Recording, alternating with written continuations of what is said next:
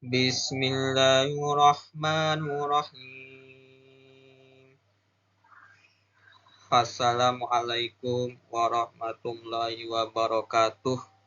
Di sini saya akan menjelaskan tentang fundamental cloud arsitektur.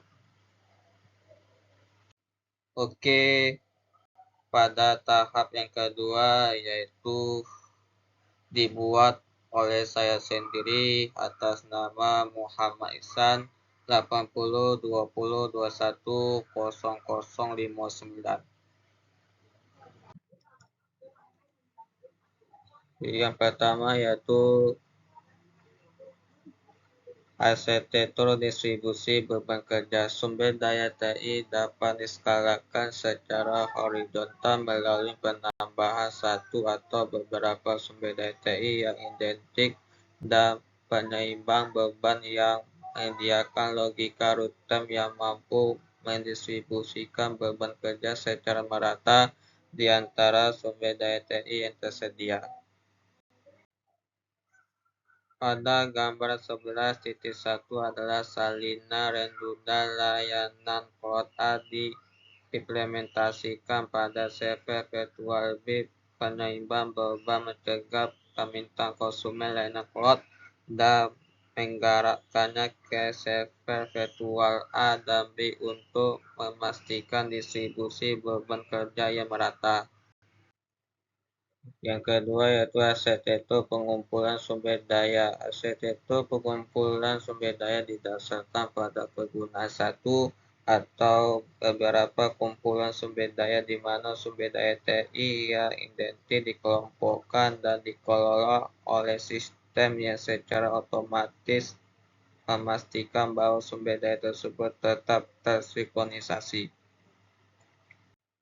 Pada gambar 11.2 adalah contoh kumpulan sumber daya yang terdiri dari 4 sub kumpulan CPU, perangkat penyimpanan cloud, dan perangkat jaringan virtual. Yang ketiga yaitu arsitektur skalabilitas dinamis. Arsitektur skalabilitas dinamis adalah model arsitektur yang didasarkan pada sistem kondisi perskalaan yang telah ditetapkan sebelumnya yang memicu alokasi dinamis sumber daya TI dari kumpulan sumber daya. Oke, pada gambar 11.3 adalah konsumen layanan cloud mengirimkan permintaan ke layanan cloud. Pendengar persengkelaan otomatis memantau layanan cloud untuk menentukan apakah ambang batas kapasitas yang telah ditetapkan telah terlampaui. Oke, yaitu arsitektur kapasitas sumber daya elastis, terutama terkait dengan penyediaan dinamis server virtual menggunakan sistem yang mengalokasikan dan mengambil kembali CPU dan RAM sebagai respon langsung terhadap persyaratan proses yang berfluktuasi dari sumber daya TI yang di-hosting. Oke, pada gambar 11.4 adalah konsumen layanan cloud secara aktif mengirimkan permintaan ke layanan cloud yang dipantau oleh pendengar persengkelaan otomatis. Skrip mesin otomatisasi cerdas diterapkan dengan logika arus kerja yang mampu memberitahu kumpulan sumber daya menggunakan permintaan alokasi. Oke, yaitu arsitektur penyeimbangan beban layanan. Arsitektur penyeimbangan beban layanan dapat dianggap sebagai variasi khusus dari arsitektur distribusi beban kerja yang secara khusus ditunjukkan untuk perskalaan implementasi layanan cloud. Oke, pada gambar 11.5 adalah penyeimbangan beban menyadap pesan yang dikirim oleh konsumen layanan cloud dan meneruskan ke server virtual sehingga proses beban kerja diskalakan secara horizontal. Oke, dan selanjutnya yaitu arsitektur flow boosting. Arsitektur flow boosting menetapkan bentuk persengkalan dinamis yang menskalakan atau meledakkan sumber daya TI lokal ke dalam cloud setiap kali ambang batas kapasitas yang telah ditetapkan sebelumnya telah tercapai.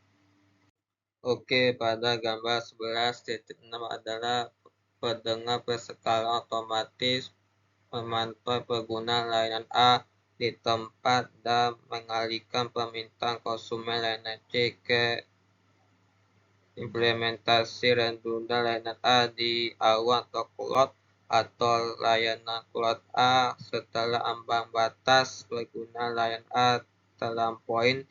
Sistem replikasi sumber daya digunakan untuk menjaga basis data manajemen status tetap sinkron. Oke, selanjutnya yaitu arsitektur penyediaan disk flash disk.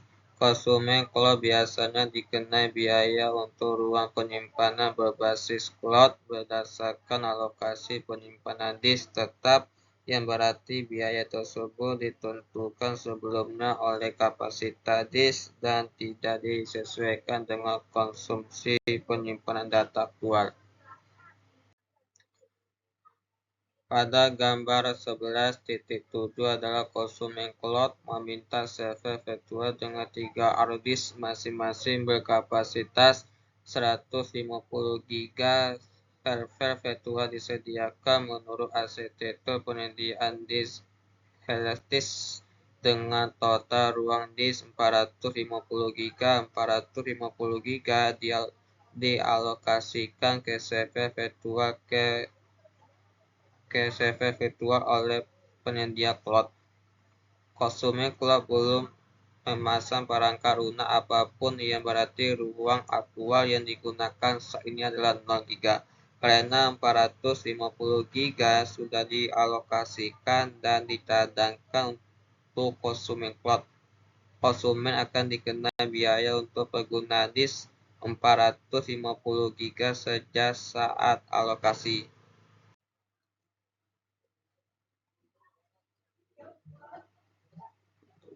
Pada yaitu arsitektur penyimpanan redundan. Perangkat penyimpanan awan terkadang mengalami kegagalan dan gangguan yang disebabkan oleh masalah konektivitas jaringan, kegagalan, atau perangkat keras umum atau pelanggaran keamanan. Oke, pada gambar 11.8 adalah perangkat penyimpanan cloud utama secara rutin direplikasi ke perangkat penyimpanan cloud sekunder. Oke, saya tutup dengan bacaan Subhanakallahumma wa bihamdika asyhadu alla ilaha illa anta astaghfiruka wa atubu ilaik. Wassalamualaikum warahmatullahi wabarakatuh.